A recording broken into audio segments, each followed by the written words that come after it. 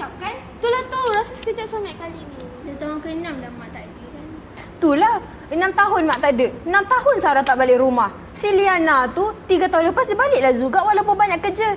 Tak, kenapa kau ni Asyik nak memfitnah si Sarah ni? Benda bukan fitnah, benda cakap benda betul. Dia dah tak pernah nak call kita ke bagi tahu alasan ke.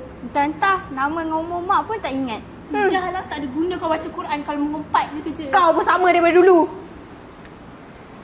Hei Syaina tu, tak habis-habis. Daripada dulu lagi nak gaduh dengan orang. Tak pernah nak dengar cakap orang ni. Cubalah dengar dulu sekali. Ini nak gaduh-gaduh. Padahal esok dah nak raya dah. Bilanya nak berbaik?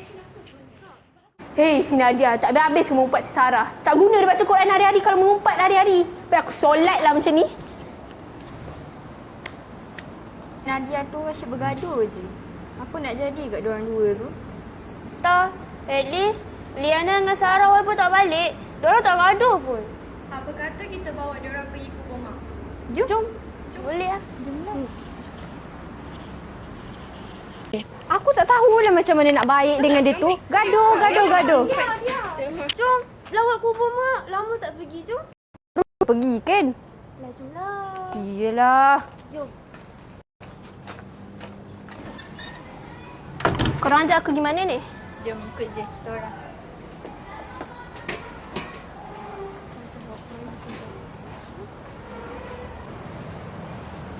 Asal kau kat sini juga? Asal kau kat sini? Aku ajar aku bermak lah. Apa lagi? Siapa nak ziarah kubur mak? Aku anak mak lah. Korang depan kubur pun nak bergaduh ke? Tak, hormat sikit kubur ni. Aku nak ziarah aku bermak pun tak boleh. Dia ni bising dia tadi. Ni mak kita kan? Apa-apa je lah. Selamat Hari Raya, Mak.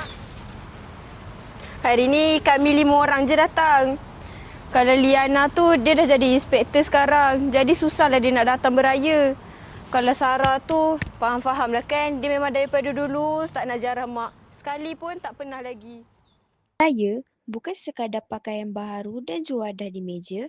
Raya sebenar ialah apabila hati kita kembali bersatu walaupun insan yang tersayang sudah pun tiada.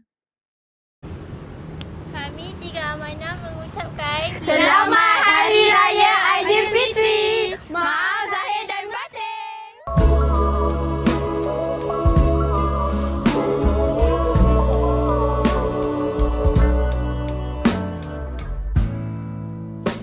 Evergreen.